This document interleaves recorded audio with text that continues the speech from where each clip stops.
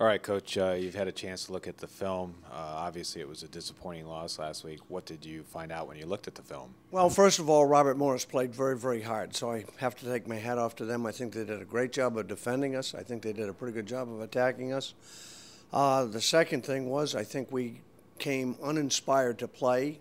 I think we had some injuries, some of which we're still dealing with. David McCarty still isn't 100% healthy.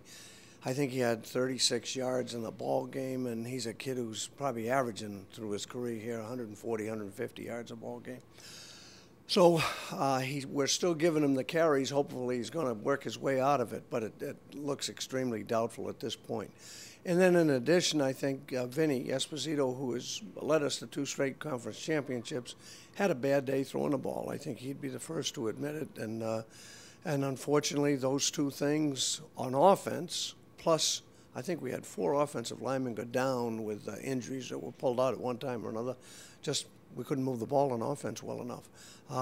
Defensively, we played fairly well, held them to 10 points until the last field goal at the end. Nonetheless, they drove the length of the field in the waning moments to kick the field goal to beat us. So we played poorly on offense, defense, and in the kicking game.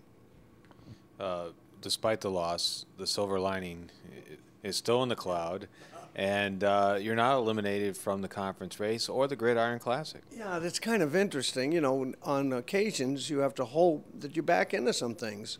I think Central Connecticut this past week, after their great upset of us, at least that's how they viewed it, was a great upset. They probably had struggled to come back down to earth and got upset.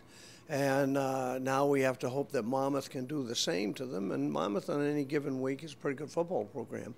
And then we have to take care of business and get ready to go down and play Wagner and play well. Most people would be interested. It's a bye week until your last regular season game with Wagner.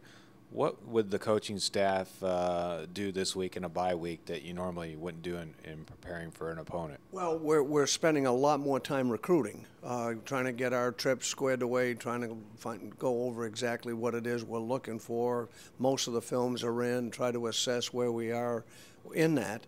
The second thing that we'll do is reduce the practice a little bit. We're going to go Monday, Tuesday, and Wednesday and Thursday, Tuesday, Wednesday, and Thursday, and then give them Friday and Saturday off and come back Sunday with a light walkthrough.